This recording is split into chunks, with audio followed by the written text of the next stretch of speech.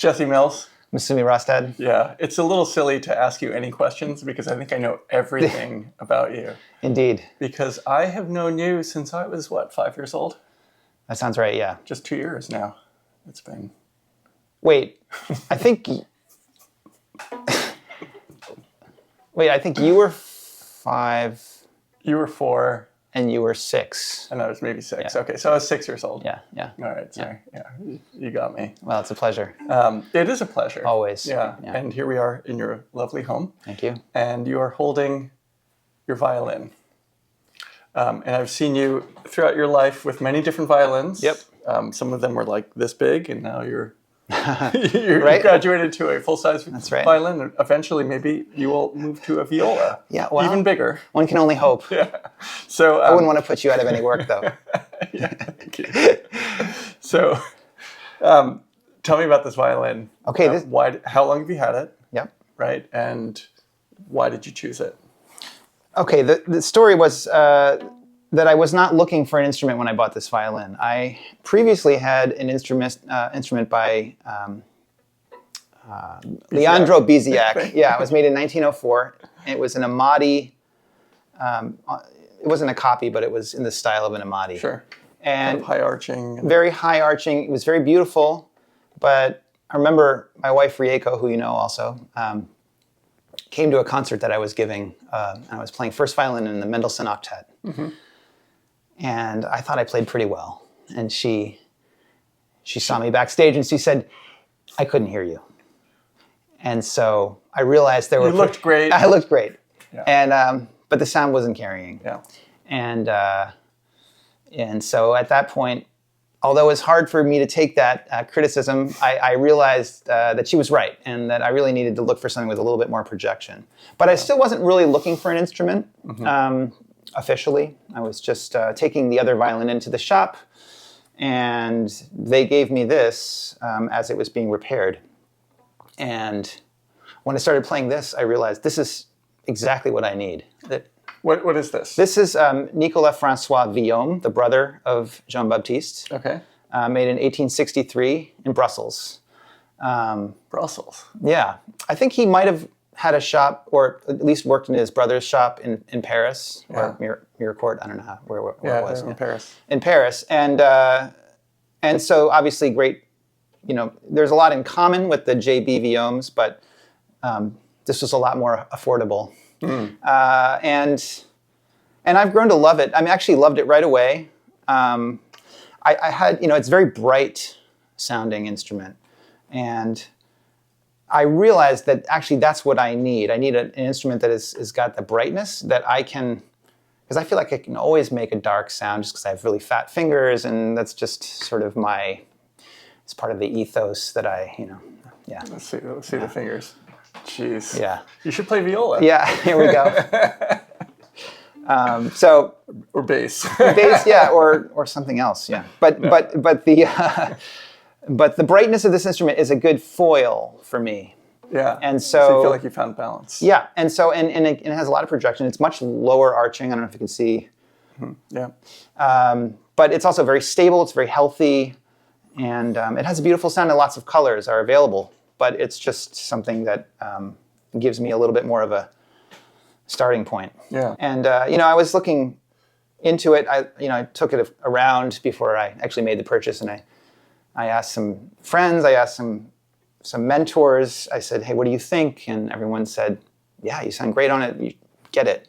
But I thought, well, this is going to be a good investment, because. I can afford it. So what does that mean at the time? And I was quite a bit younger. But you'd sound good on a cigar box too. So. I appreciate that. No, it's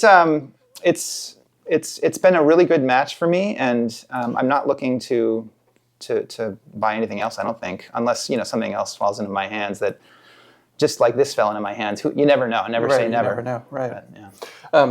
Is that a cigarette burn? Yeah, so there's some interesting features. Did you do that? No. You don't smoke. I don't smoke. Cigarettes. Yeah, anyway.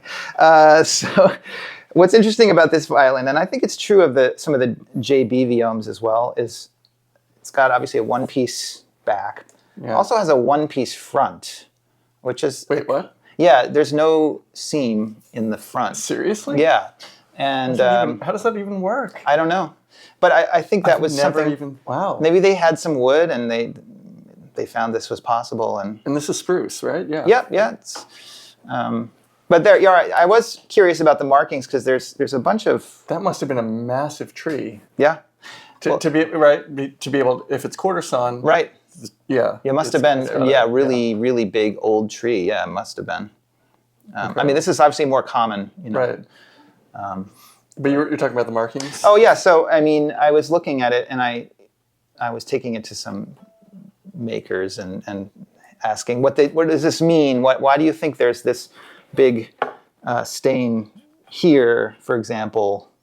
And there's obviously this, like you said, cigarette burn, I'm sure. Dangling cigarette probably just ashed on it. But then there's also some odd discolorations here, here, here. And somebody said maybe it's somebody who had held it always the same way.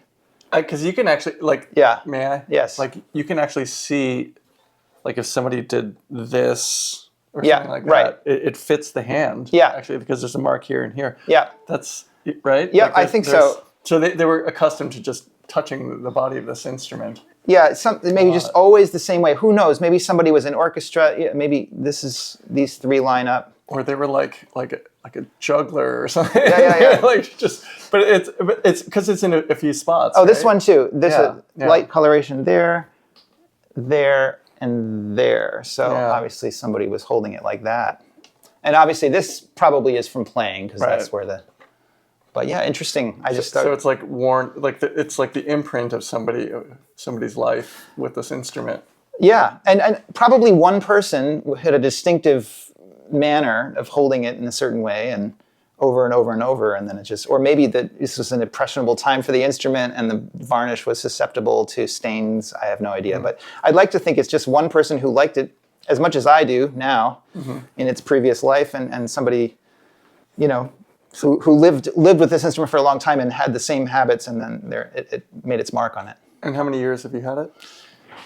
It's been maybe 15 now. I haven't really had to do any work on it. As I said, very, very stable instrument. Obviously, the regular, you know, fingerboard planing and, you know, whatever. But yeah, I have experimented with different strings. I like the rondo strings on this now a lot more than what I was playing on before, which is Vision, Tomastic Vision, which I had liked on my previous instrument, but they just don't sound very good on this. So the rondo strings is a nice match for it. So. It's interesting because I think in terms of what you're looking for in a violin, it's not even necessarily like there is an archetypal violin, but it's more like this is who you are. Right. It's the balance, you know, in the relationship between you and the fiddle, right? Absolutely. I think, you know, it's hard to know. I'm sure, you know, this is true, and I'm a big fan of this SOUNDPOST channel, so I do watch your videos and see what other people are playing, and it's very interesting. And you know, you see people that are playing on real, you know, outstanding examples from history, and that's interesting. I actually don't think of this as one of those violins, but it's a really kind of it's an instrument that works for me and what I do, and you know, and it's a match. We've grown together, and you know, it's not that I'm being informed so much by the fiddle. It's taking some of what I'm giving it. Maybe I'd like to think. An evolving relationship. Yeah, but it's a good one. It's a healthy relationship. Nice.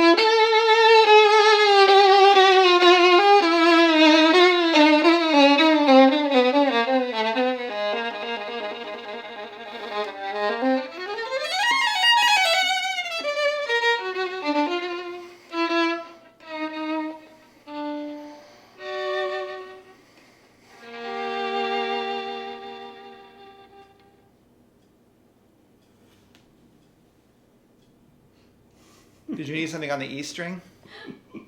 Oh, that was great. I didn't expect that you would continue like that.